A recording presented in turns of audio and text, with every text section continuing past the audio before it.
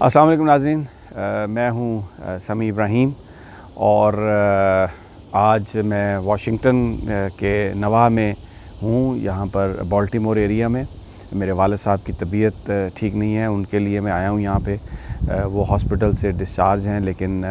بس آپ لوگوں سے یہ التجا ہے، درخواست ہے کہ آپ ان کی صحت کے لیے، ارلی ریکوری کے لیے آپ دعا کریں، خدا تعالیٰ انہیں صحت دے اور میں انہیں پاکستان واپس لے جا سکوں۔ ابھی میں ان کے ساتھ ہوں، لیکن میں رات گیا تھا واشنگٹن میں، یہاں سے چند میل کے فاصلے پر ہے، بس درمیان میں ایک پوٹومک ریور ہے، اگر آپ اسے کراس کریں تو آپ پہنچ جاتے ہیں واشنگٹن۔ تو میں واشنگٹن گیا تھا اور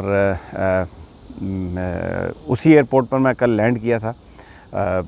ڈلس ایئرپورٹ، جس میں تقریباً جب میں پہنچا دوپہر میں تو اس کے 2-3 گھنٹے کے بعد وزیر اعظم پہنچے۔ پاکستان میں بڑی گفتگو اپوزیشن کر رہی ہے، 2 چیزیں انہوں نے اٹھائی ہیں۔ ایک تو یہ کہ کوئی پروٹوکول نہیں ملا عمران خان صاحب کو اور بس پاکستانی لوگ موجود تھے۔ میں یہاں پہ بتاؤں کہ ان کا جو آفیسر تھے وزارت خارجہ کے، وہ موجود تھے، لیکن عمران خان صاحب ایک پاکستانی کی حیثیت سے آئے، بڑے پروقار انداز میں، نارمل انداز میں وہ ایئرپورٹ سے اترے اور پھر وہ پاکستان ہاؤس گئے ہیں۔ ماضی کے جو حکمران تھے وہ یہ خواہشیں کرتے رہتے تھے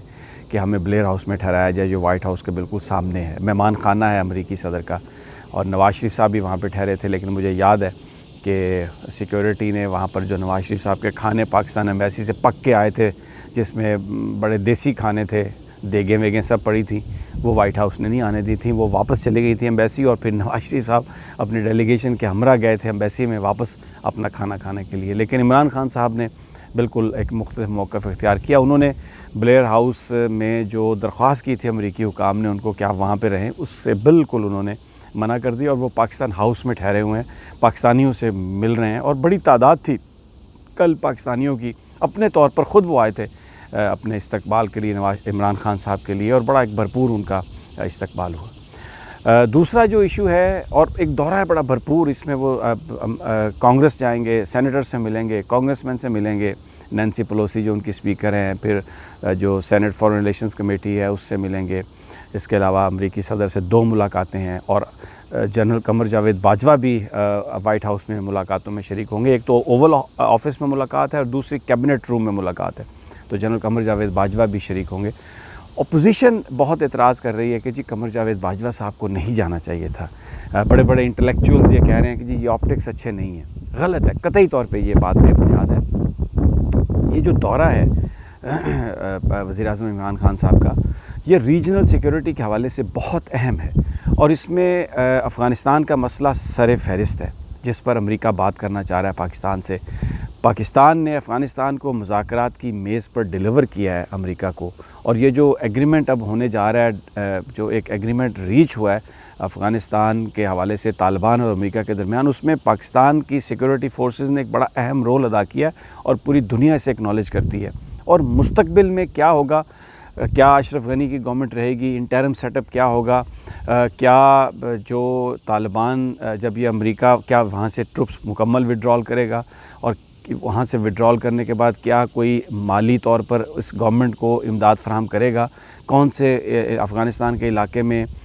کس کا گورننس ہوگی، فائنینشیل اس کا کیا ماڈل ہوگا، یہ وہ سارے اہم سوالات ہیں جن کا پاکستان کی فوج سے بڑا گہرا تعلق ہے۔ تو جنرل قمر جاوید باجوہ کی شمولیت اس ڈیلیگیشن میں عمران خان صاحب کے ساتھ، امریکہ کے ساتھ گفتگو کے دوران ان کی موجودگی اس لیے نہایت اہم ہے کہ یہ وہ سارے معاملات ہیں جو پاکستان کے پولیٹیشینز اس کا جواب نہیں دے سکتے۔ سیکیورٹی ریلیٹڈ جو ایشوز ہیں ان کا جواب پاکستان کی ملٹری نے دینا ہے، اور جس وقت ڈیسیژن میکنگ ہو رہی ہو اس وقت پاکستان کی فوج کے نمائندے کا ہونا یہاں پر بہت ضروری تھا۔ تو اس لیے جنرل قمر جاوید باجوہ کا یہ انتہائی ایک بولڈ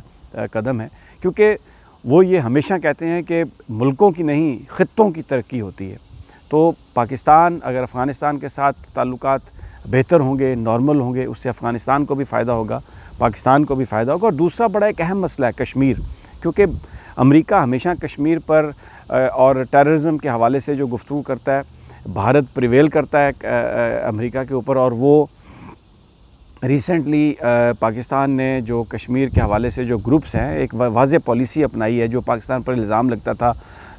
کہ جی کشمیریوں کو کوئی کسی طرح کی امداد دی جا رہی ہے، یہاں سے دہشت گرد یا جو فریڈم فائٹرز ہیں ان کی مدد کی جا رہی ہے، تو وہ بالکل پاکستان نے اس وقت صرف جو ایک اخلاقی سپورٹ ہے کشمیریوں کو وہ دی جا رہی ہے، لیکن جو ایک انڈیجنس ایشو ہے کشمیر کے اندر وہ کس طرح خطے میں اثر انداز ہوتا ہے، وہ جس طرح پاکستانی فوج بیان کر سکتی ہے اس سے بہتر کوئی نہیں ہو سکتا۔ تو جنرل قمر جاوید باجوہ کی اس ڈیلیگیشن میں شمولیت اور ان کی یہاں پر موجودگی ایک نہایت ہی، اس کو امریکن بہت اہمیت دے رہے ہیں، بہت اس کو امریکن میڈیا نے اپریشیٹ کیا، اور امریکہ یہاں پہ سمجھتا ہے کہ یہ میننگ فل ڈائلاگ ہوں گے۔